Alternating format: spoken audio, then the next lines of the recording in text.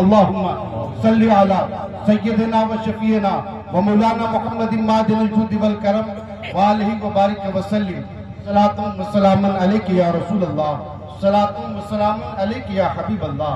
حضرات یاد رکھیں، جب تک انسان کو بہت ضروری ہے کہ انسان اپنی حیثیت کو، اپنی قرار واقعی کو جانے اور پہچانے، جب تک انسان خود فراموشی میں مبتلا رہے گا، انسان کے اندر احساس زندگی اور شعور بندگی اس کے اندر کبھی نہیں پیدا ہو سکتا۔ بہت ضروری ہے کہ ہم اور آپ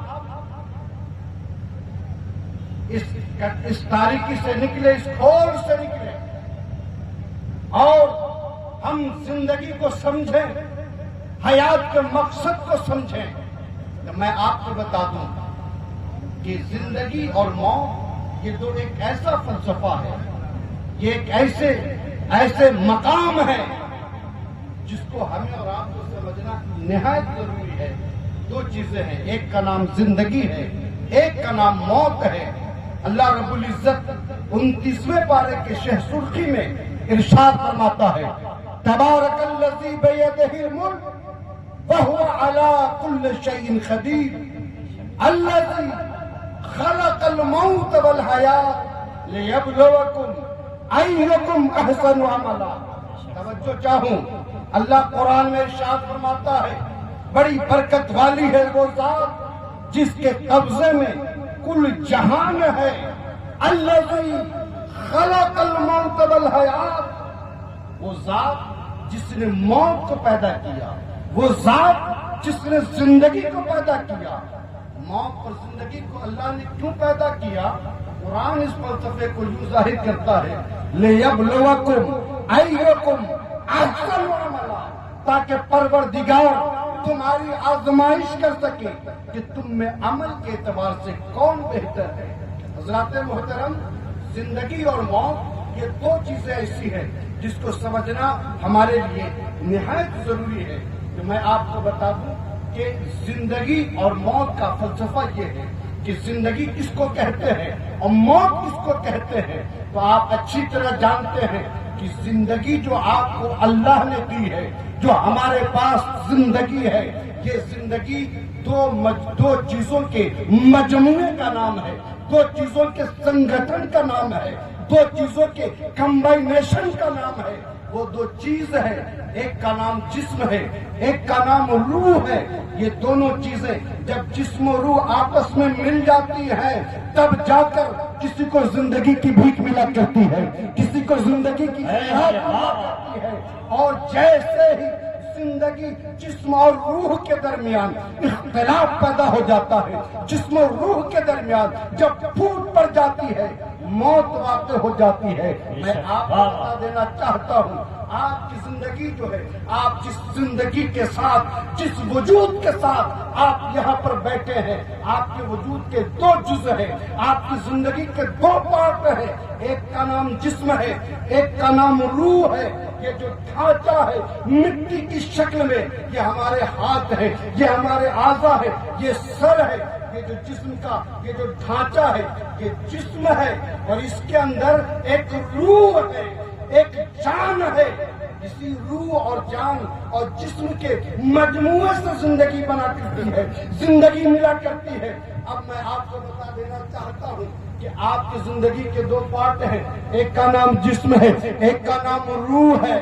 اب آپ جاننا چاہیں گے کہ آپ کا جسم کاہے سے بنا ہے اور آپ کے جسم کا ریکوائرمنٹ کیا ہے، آپ کے جسم کا تقاضا کیا ہے۔ آپ جاننا چاہیں گے تو میں آپ کو ایک حدیث پاک سناتا ہوں۔ اس حدیث پاک کے راوی حضرت ابو موسیٰ اشعری رضی اللہ تعالی عنہ ہیں، فرماتے ہیں کہ ان اللہ خلق آدم من قبضۃ قبضها من جمیع الارض۔ اللہ کے رسول فرماتے ہیں کہ اللہ نے آدم علیہ السلام کو ایک مٹھی مٹی سے پیدا کیا، قبضها من جمیع الارض، جس ایک مٹھی مٹی کو ایک ہی جگہ سے نہیں لی گئی بلکہ ساری روئے زمین سے لی گئی۔ میں حضرت آدم کی تخلیق کا تھوڑا سا واقعہ بیان کر دوں کہ جب اللہ نے حضرت آدم کی تخلیق کا ارادہ فرمایا تو آپ نے فرشتوں کو حکم دیا، حضرت سید الملائکہ حضرت جبریل کو حکم دیا کہ اے جبرائیل جاؤ زمین سے مٹی لے کر کے آؤ۔ حضرت جبریل زمین پر آئے اور مٹی لی تو آپ مٹی جیسے ہی لینا چاہے زمین رونے لگی اور اتنی روئی کہ حضرت جبریل کو زمین پر ترس اور رحم آ گیا۔ زمین کہنے لگی اے جبرائیل مجھے نہ لے جاؤ، اس لیے کہ مجھ سے انسان کا جسم بنایا جائے گا اور پھر جب اس مٹی سے انسان کا جسم بنے گا پھر وہ انسان نافرمانی کرے گا، وہ انسان گناہ و بدعملی کرے گا۔ کل قیامت کے دن اس انسان کے جسم کو جہنم کی آگ میں جلایا جائے گا۔ زمین جہنم کے خوف سے، زمین جہنم کے دہشت سے رو رہی ہے، کانپ رہی ہے، حضرت جبریل سے گڑ گڑا رہی ہے کہ جبرائیل مجھ پہ رحم کھاؤ، مجھے نہ لے جاؤ۔ حضرت جبریل زمین پر ترس کھا کر اللہ کی بارگاہ میں حاضر ہوتے ہیں، عرض کرتے ہیں پروردگار زمین پر ترس کھا گیا، میں خالی ہاتھ لوٹا، مٹی لے کے نہیں آیا۔ اللہ رب العزت نے پھر حضرت اسرافیل کو بھیجا، حضرت میکائیل کو بھیجا، سارے فرشتے کسی طریقے سے واپس آتے گئے۔ اخیر میں پروردگار نے حضرت عزرائیل، حضرت ملک الموت کو بھیجا، اے عزرائیل جاؤ زمین سے مٹی لے کر کے آؤ۔ حضرت ملک الموت آئے، ایک ہی جگہ سے نہیں بلکہ پوری روئے زمین سے۔ کہاں سے؟ پوری روئے زمین سے آپ نے تھوڑی تھوڑی مٹی، ایک مٹھی مٹی اکٹھا کی، زمین رونے لگی، زمین گڑ گڑانے لگی۔ حضرت ملک الموت نے کہا اے زمین تو لاکھ رو لے، میں ران کھانے والا نہیں، اللہ کا حکم ہے، میں مٹی لے کر جاؤں گا تو خدا کی بارگاہ میں جاؤں گا۔ چنانچہ زمین روتی رہی، لیکن حضرت عزرائیل، حضرت ملک الموت ایک مٹھی مٹی لے کر خدا کی بارگاہ میں حاضر ہو گئے۔ جانتے ہیں اللہ رب العزت کی بارگاہ میں حضرت ملک الموت نے عرض کیا پروردگار زمین رو رہی تھی، گڑ گڑا رہی تھی، لیکن تیرا حکم تھا، میں مٹی لے کر کے حاضر آ گیا۔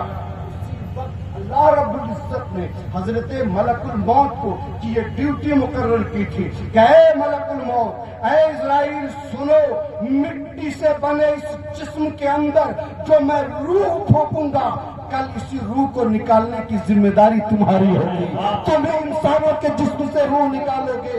حضرات محترم پھر وہ ایک مٹھی مٹی خدا کی بارگاہ میں پیش کی گئی۔ جانتے ہیں وہ ایک مٹھی مٹی پر اللہ نے 40 دن بارش کی، 40 دن بارش کی، 39 دن غم کی بارش۔ دیکھو بھائی باتیں بتا رہا ہوں معلوماتی، غور سے سنیے، ہے نا؟ 39 دن اللہ نے اس پر غم کی بارش کی اور ایک دن اللہ نے اس مٹی پر خوشی کی بارش کی۔ صاحب تفسیری روح البیان علامہ اسماعیل حقی لکھتے ہیں یہی وجہ ہے کہ انسان کو غم زیادہ ملتے ہیں اور خوشیاں کم ملتی۔ چنانچہ حدیث پاک میں اللہ کے رسول فرماتے ہیں ان اللہ خلق آدم من قبضۃ، اللہ نے آدم کا پتلا ایک مٹھی مٹی سے پیدا کیا۔ وہ ایک مٹھی مٹی کہاں سے لیا؟ قبضہ من جمیع الارض، ساری روئے زمین سے وہ ایک مٹھی مٹی لی۔ اب اگر ساری روئے زمین کی مٹی کا جائزہ لے تو کہیں کی مٹی کالی، کہیں کی مٹی لال، کہیں کی مٹی پیلی، کہیں کی مٹی مضبوط ہے، کہیں کی مٹی نرم ہے، کہیں کی مٹی خوشبودار ہے، کہیں کی مٹی بدبودار ہے۔ اب ذرا حدیث پاک کو سنیں، اللہ کے رسول فرماتے ہیں قبض من جمیع الارض، اللہ نے ساری روئے زمین سے وہ ایک مٹھی مٹی لیا اور ایک مٹھی مٹی لینے کے بعد جانتے ہیں اللہ نے کیا کیا؟ اللہ کے رسول فرماتے ہیں حتی جاء بنو آدم علی قدر الارض۔ یہی وجہ ہے کہ ایک مٹھی مٹی ایک جگہ سے نہیں لی گئی، ساری روئے زمین سے لی گئی۔ تو مٹی ہر رنگ کی تھی، ہر کوالٹی کی تھی۔ اللہ کے رسول فرماتے ہیں یہی وجہ ہے کہ آدم علیہ السلام کی خمیر میں ساری روئے زمین ہر قسم کی مٹی شامل تھی۔ یہی وجہ ہے کہ مختلف رنگ کے جتنی قسم کی مٹی ہوتی ہے اتنے ہی قسم کے انسان پیدا ہوتے ہیں۔ سبحان اللہ۔ سرکار فرماتے ہیں حتی جاء بنو آدم علی قدر الارض، جہاں تک کہ اولاد آدم مٹی کے مطابق پیدا ہوئی۔ منہم الاحمر والاسود والابیض وبینہما ذالک والطیب والخبیث والحسن والسل اور کمال۔ اللہ کے رسول فرماتے ہیں کہ اسی لیے بعض انسان کالا پیدا ہوتا ہے، بعض انسان گورا پیدا ہوتا ہے، بعض انسان سانولا پیدا ہوتا ہے، بعض انسان سخت مزاج پیدا ہوتا ہے، بعض انسان نرم مزاج پیدا ہوتا ہے، بعض انسان اچھے اخلاق والا پیدا ہوتا ہے، بعض انسان برے اور گندے اخلاق والا پیدا ہوتا ہے۔ اللہ کے رسول فرماتے ہیں کہ جس کے حصے میں جیسی مٹی آتی گئی اس کلر کا اس کوالٹی کا ہی ہے۔ اس کوالٹی کا انسان بنتا چلا گیا جس کے حصے میں جیسے مٹی آتی گئی۔ اب توجہ چاہو، آپ کی زندگی کا ایک پارٹ ہے جس کا نام کیا ہے؟ بولیے جسم۔ آپ کی زندگی کے ایک پارٹ کا نام کیا ہے؟ بولیے ذرا سا زور سے، دونوں ہاتھوں کو اٹھا کے جسم۔ توجہ چاہو، آپ یہ جسم مٹی سے بنا ہے کہ نہیں؟ اب ذرا آئیے زندگی کا دوسرا پارٹ روح۔ یہ روح کیا ہے؟ روح کیا ہے؟ تو قرآن کہتا ہے یسألونک عن الروح، اے محبوب لوگ آپ سے روح کے بارے میں پوچھتے ہیں، قل الروح من امر ربی، محبوب فرماتے ہیں روح اللہ کا ایک حکم ہے، روح از قبیل اوامر ہے، روح ایک نور ہے۔ روح کیا ہے؟ ایک نور ہے، نور۔ اب زندگی کا دوسرا پارٹ روح، اور روح ایک نور ہے، ٹھیک ہے؟ جسم مٹی سے بنا، روح نور ہے، مٹی زمین پہ ہوتی ہے، اور روح یعنی نور کہاں ہوتا ہے؟ تو قرآن فرماتا ہے الرحمن علی العرش استوى، کہ رب کی تجلی، عرش اعظم یہ رب کی تجلی گاہ ہے۔ سبحان اللہ۔ روح کا مسکن عرش، نور کا کی آماج گاہ عرش اعظم۔ تو جو ہماری روح ہے نا، یہ اس کا کنیکشن عرش اعظم سے، اور ہمارے جسم کا کنیکشن زمین سے ہے۔ اب آپ دیکھو نا، آپ کی زندگی کے دو پارٹ ہیں، ایک زمین سے جڑا ہے، ایک عرش اعظم سے جڑا ہے کہ نہیں؟ اب ذرا توجہ چاہوں، غور سے سنیے گا، بڑی اختصار کے ساتھ اپنی گفتگو مکمل کر رہا ہوں۔ جسم اور روح دو پارٹ ہیں، جسم کے کچھ ریکوائرمنٹ ہیں کہ نہیں؟ اس جسم کو ڈھکنے کے لیے کپڑا چاہیے، اس جسم کو قوت بخشنے کے لیے صبح میں خوراک چاہیے، دوپہر میں خوراک چاہیے، رات میں خوراک چاہیے کہ نہیں چاہیے؟ اگر آپ 2-4 دن جسم کو خوراک نہ دیجیے تو کیفیت یہ ہوگی کہ آپ لڑھک کر کے گر جائیں گے، چلنے کی آپ کے اندر طاقت نہیں رہے گی۔ جسم میں قوت کے لیے ضروری ہے کہ ہم جسم کو خوراک پہنچائیں۔ اب جسم کی خوراک کہاں ملے گی؟ کہاں ملے گی جسم کی خوراک؟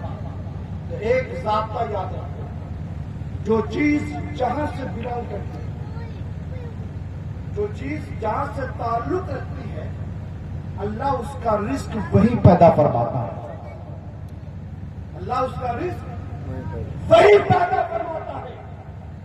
جسم مٹی سے بنا تو اس جسم کی خوراک بھی اللہ مٹی ہی میں پیدا فرمائے گا، سبحان اللہ۔ چنانچہ مٹی سے ڈائریکٹ آپ لو یا ان ڈائریکٹ لو، مٹی سے ڈائریکٹ یا ان ڈائریکٹ جتنی چیزیں لی جاتی ہیں وہ جانتے ہیں کیا؟ وہ ہمارے جسم کی خوراک ہے۔ روٹی، چاول، دال، دودھ، دہی، گھی، ڈائریکٹ یا انڈائریکٹ زمین سے حاصل ہوتی ہے، اور یہ ہمارے روح کی غذا، روح کی خوراک ہے کہ نہیں؟ اب روح کو غذا پہنچانے کے لیے ہمیں صبح، دوپہر، شام کھانے کی ضرورت ہوتی ہے کہ نہیں؟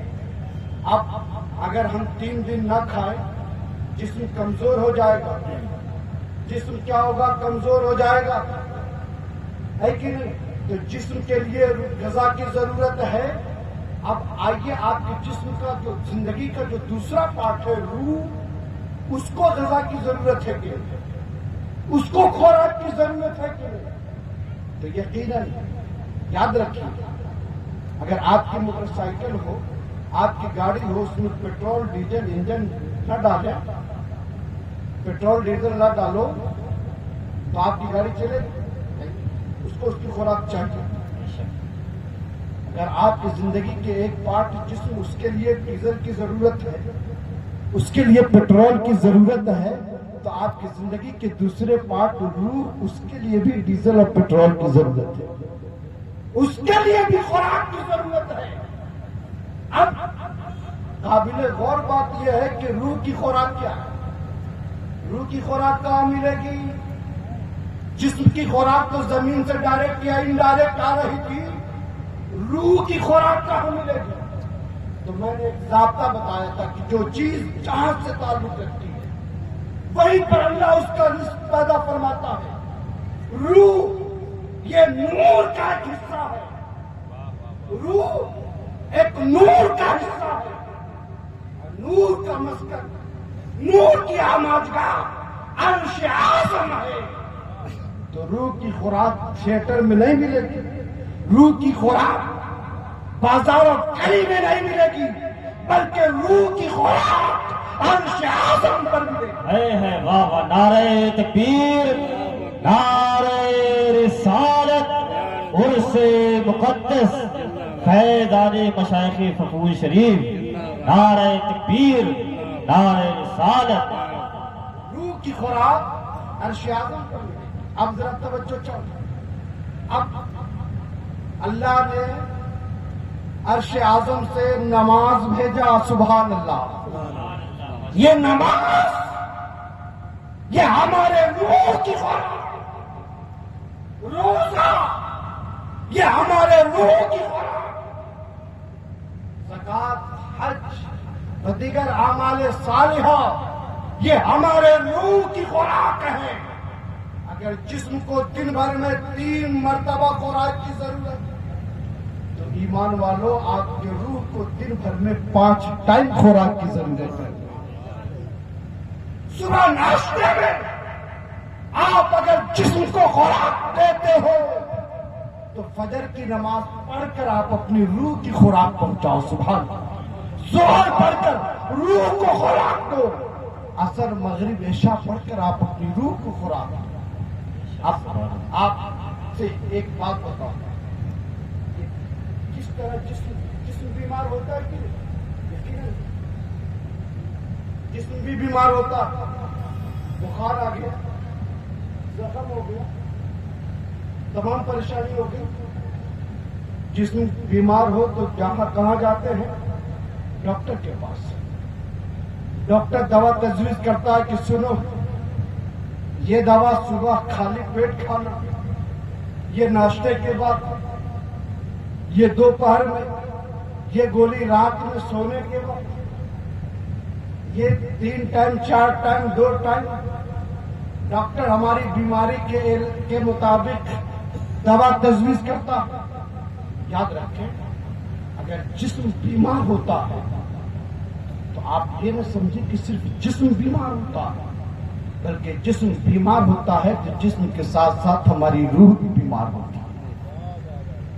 جسم بیمار ہوتا ہے تو دنیا کے ڈاکٹر ٹھیک کرتے ہیں، روح بیمار ہوتی ہے تو سرکار حافظ بخاری ٹھیک خواجہ بندہ نواز ٹھیک کرتے ہیں، سرکار آخر العلماء ٹھیک کرتے ہیں، بزرگان دین ٹھیک کرتے ہیں، علماء ٹھیک کرتے ہیں، تجویز کرتے ہیں صبح دوپہر شام کی دوا ان علماء اولیاء کی بارگاہ میں آؤ تو یہ دوا تجویز کریں گے، صبح 100 بار درود شریف پڑھو، شام کو سوتے وقت 100 بار استغفار پڑھو، یہ معمول رکھو، ایسا کرتے جاؤ گے روح کی بیماری دور ہوتی ہے۔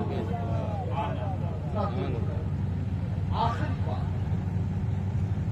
آپ اپنے دل پر ہاتھ رکھیں، میں نہیں بتاؤں گا، آپ اپنے دل پر ہاتھ رکھیں، خود فیصلہ کرو اللہ کے واسطے، ورنہ ہمیں بھی ہے مرنا آپ کو، اپنے کو دھوکہ مت دو۔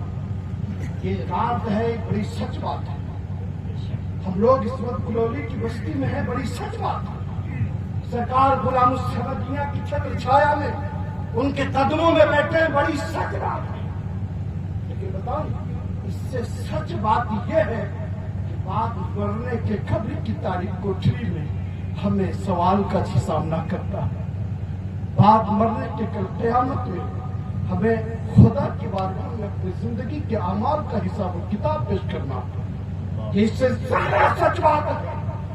اور آپ لائف ٹائم لے کر کیا نہیں، آپ کی زندگی بچ کتنی ہے؟ اللہ کے رسول نے فرمایا اعمال امتی بین 60 و 70 کما قال، کہ میری امت کی عمر عموماً 60 اور 70 سال کے درمیان ہے۔ آپ اپنی عمر کا جائزہ لو نا، کسی کا 55 سال مکمل، کسی کا 60، کسی کا 40، کسی کا 45۔ ہماری زندگی کے پاس، ہماری زندگی کے 2 سال، ہماری زندگی کے 10 سال بچے، اور اتنی کم زندگی گزار کر ہمیں مر کر قبر کی تاریخ کوٹری میں سونا ہے۔ خدا کے حضور ہم کو اپنے زندگی کے صبح و شام کا حساب دینا ہے۔ ایمان والو آؤ گناہوں سے توبہ کرو، اللہ نے 5 ٹائم کی نماز فرض کی ہے، یہ 5 ٹائم کی نماز کی عادت ڈالی، نمازوں کی محافظت کیجیے۔ آپ فجر میں 4، ظہر میں 12، عصر میں 8، مغرب میں 7، عشاء میں 17، پانچوں ٹائم 24 گھنٹے میں پانچوں ٹائم کی رکعتوں کو کاؤنٹ کرو تو 48 رکعت۔ اگر ایک رکعت کو 1 منٹ میں پڑھتے ہو تو پانچوں ٹائم کی 48 رکعت کو پڑھنے کے لیے 24 گھنٹے میں آپ کو صرف 48 منٹ درکار ہے۔ اس بڑی دنیا میں، اس بڑی کائنات میں اگر اللہ کے لیے آپ کے پاس 24 گھنٹے میں اگر آپ کے پاس اس اللہ کے لیے 48 منٹ نہیں ہے تو کون سا منہ لے کر قبر کی کالی کوٹری میں جاؤ گے؟ کون سا منہ لے کر کے جاؤ گے؟ ایمان والو نماز پڑھ کے تو دیکھو، یقین مانو قرآن کہتا ہے ان الصلاۃ تنہا عن الفحشاء والمنکر، کہ نماز تمام بری اور بے حیائی باتوں سے روک دیتی ہے۔ نمازی کے عمر میں برکت ہوتی ہے، نمازی کے رزق میں برکت ہوتی ہے، نمازی جس جگہ قدم رکھ دیتا ہے اللہ اس جگہ میں برکتیں نازل فرماتا ہے۔ ایمان والو نماز کی محافظت کرو۔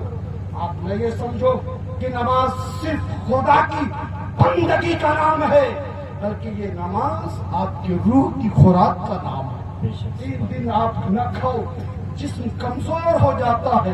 آپ خود اپنے دل پر سینے پر ہاتھ رکھ کر کے فیصلہ کرو کہ آپ نے اپنے روح کو کتنی خوراک پہنچائی، آپ کی روح کتنی کمزور ہے، آپ کی روح میں طاقت ہے یا نہیں۔ تو اگر ہم جائزہ لینا تو ہمیں پتہ چلے گا کہ ہمارے پاس تو صرف جسم ہی جسم ہے، ہم نے تو اپنی روح کو بہت پہلے گلا گھونٹ دیا۔ ہم نے اپنی روح کا بہت پہلے کرنا گھوٹ دیا تھا۔ اے ایمان والو یاد رکھو، جب تک جس قوم کے اندر احساس زندگی نہیں پیدا ہوتی، وہ قوم زمین پر زندہ ہوتے ہوئے ایک مردہ لاش کے مانند ہوتی ہے، اور جس قوم کے زمین میں احساس زندگی ہوتی ہے، وہ قوم قبر میں بھی ہو تو مردوں پہ حکومت کرتی ہوئی نظر آتی ہے۔ اللہ کی بارگاہ میں دعا ہے، پروردگار ہمیں اور آپ سب کو گناہوں سے نفرت، نیکیوں سے پاک عطا فرمائے، ایمان پر زندہ رکھے، ایمان پر خاتمہ فرمائے، اور ان سرکار اکثر آقاؤں کی سچی غلامی اور ان کی سچی عقیدت و محبت ہم سب کو زندہ رکھے، مگر قیامت میں ان کے قدموں میں اللہ ہم سب کا حشر فرمائے۔ استغفر اللہ ربی من کل ذنب واتوب الیہ۔ السلام علیکم ورحمۃ اللہ تعالی وبرکاتہ۔